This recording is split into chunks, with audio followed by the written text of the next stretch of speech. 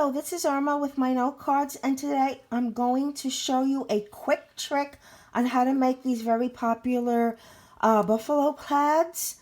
Alright, it's really very easy to do. You take a piece of cardboard, or not cardboard, but cardstock, and you make sure that you take out you fold it in half like I've already done.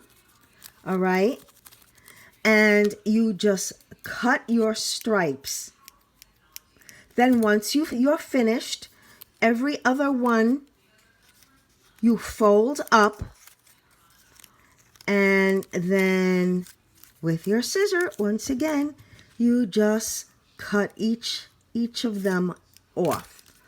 When you've done that, you're going to get something that looks like this. Again, this I already used this, so that's why. And the strips are a lot thinner, but you're gonna have something that looks like this. You're gonna open it up, and then and I'm gonna show you very quickly, with your dauber, which I don't have, but you know, you're going to take your dauber, you're gonna press it against your ink, you're gonna rub it while you've got your stripes horizontally. You're going to turn it around.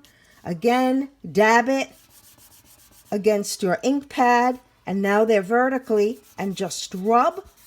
And you're going to get something that looks like this. It may not be perfect, but that's okay.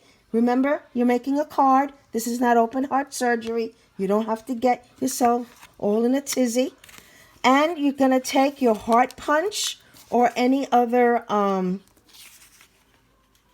design that you want, punch it out, okay, and you have a nice little Christmas card. Of course, this is not finished. I'm going to add some more bling, maybe a little bit of gold paint, whatever, a sentiment, and I'm good to go. Again, quick and easy.